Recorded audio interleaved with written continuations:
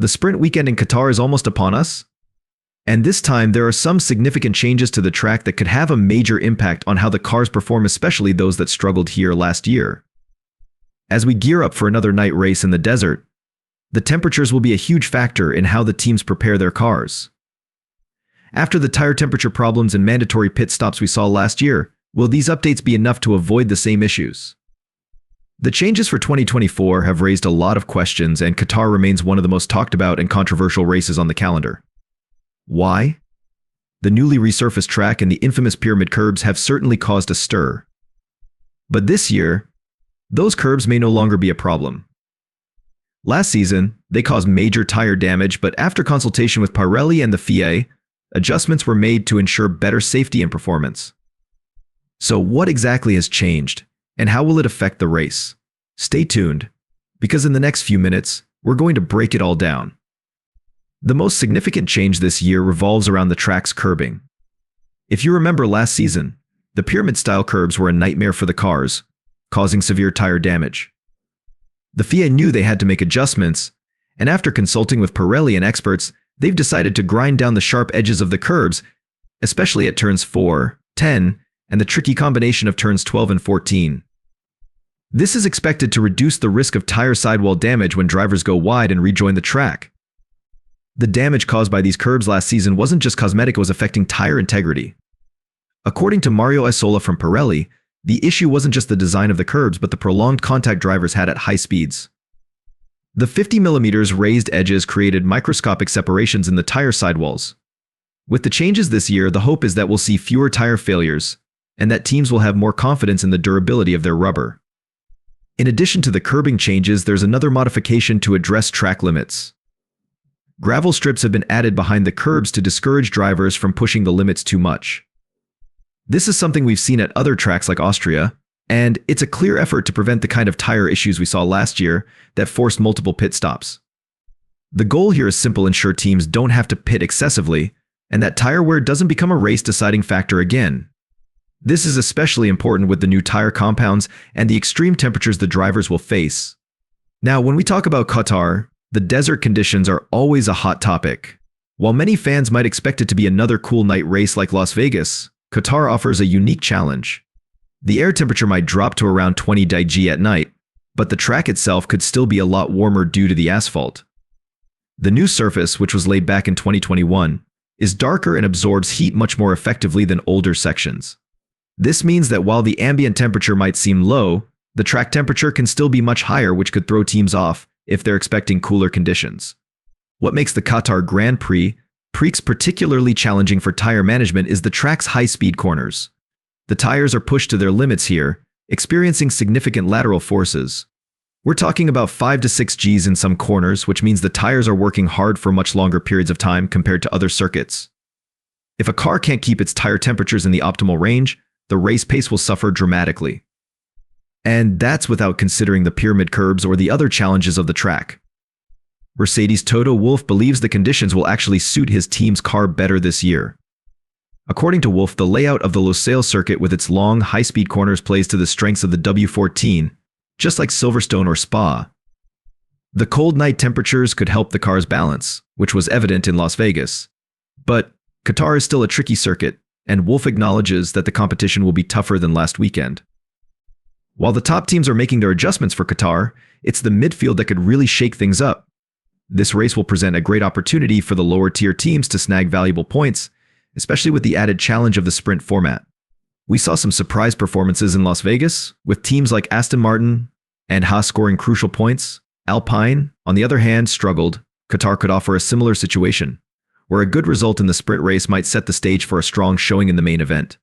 One thing to keep an eye on is the development battle in the midfield.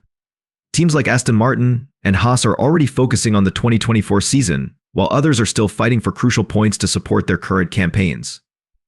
This is especially important for those teams fighting for a better spot in the Constructors' Championship. Every point counts, and the sprint race could be a make-or-break opportunity. The track's condition, with its abrasive surface and lack of cloud cover, also plays into the tire management issue.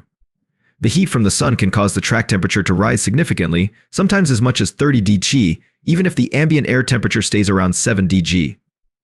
This makes tire strategy a critical factor. The humidity, which is common in Qatar, can also throw a wrench in things. During the day, it can cause the surface to cool faster, but at night, the moisture in the air traps the heat, slowing down the cooling process. For teams who struggle with tire management, this could lead to more pit stops, putting them further behind. The teams that can keep their tires in the right window will have a significant advantage, especially when you consider how close the competition is for both constructors' and drivers' titles. When we shift our focus to the Ferrari drivers, things get particularly interesting. After the Las Vegas Grand Prix, the tension between Charles Leclerc and Carlos Sainz has been rising. Leclerc has made it clear he's done playing the team game and is now focused on his own results. This could lead to some dramatic battles between the two if they are competitive in Qatar. Both drivers are fighting for crucial points, not just for the team, but for their own positions in the championship as well. Ferrari has made up some ground on McLaren in the Constructors' Championship, narrowing the gap to just 24 points. But the real intrigue lies in the individual battle between Leclerc and Sainz. While they're teammates, their rivalry has been simmering for some time, and in Qatar, that could come to a head. If both are fighting for position, expect some fireworks. With just a few races left, every point matters, especially as they look to close the gap to McLaren and defend their spot in the championship. On top of that, Leclerc is now just 21 points behind Lando Norris in the Drivers' Championship. If he can keep the pressure on and pick up a good result in Qatar, he might still have a shot at P2. But with both Ferrari drivers likely to battle it out for every position, it could be an intense weekend for the Scuderia. As we focus on the sprint weekend, we can't overlook the unique challenges it brings. Sprint races are always high stakes, as they provide teams with the chance to gain valuable positions early on. But in Qatar, this format could have even more impact than usual. Given the track's temperature fluctuations, tire management will be even more crucial than in a typical race weekend. The sprint race could provide some surprises, as teams will be trying to balance tire wear and track position in a much shorter time frame. What makes this even more interesting is how the sprint will affect the strategies for the main race. With limited practice time, teams will need to get their setups right early in the weekend.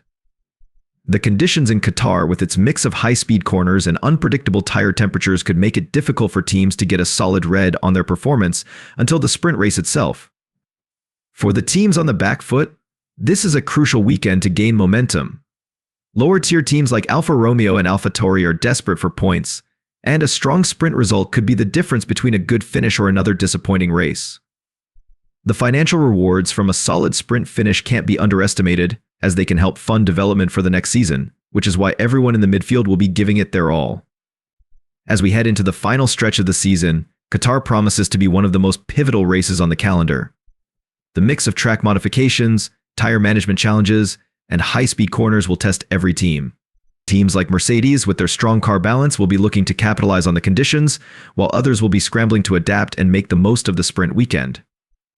The battle in the Constructors' Championship is far from over, but we can already predict that the lower-tier teams will be looking to make a statement here.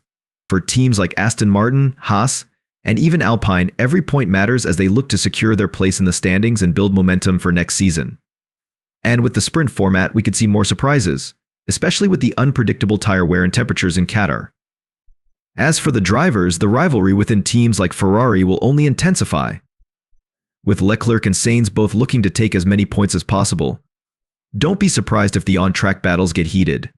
Meanwhile, the fight for P2 in the Drivers' Championship between Norris and Leclerc adds another layer of excitement. Anything can happen in these final races, and Qatar might just be the turning point. So, with all the changes, challenges, and high stakes, who do you think will come out on top in Qatar? Will Mercedes maintain their advantage, or will another team rise to the occasion? Let me know your thoughts in the comments below. And if you're curious about more F1 updates, check out the video on your screen right now for a closer look at the potential return of Daniel Ricciardo to the sport with Cadillac.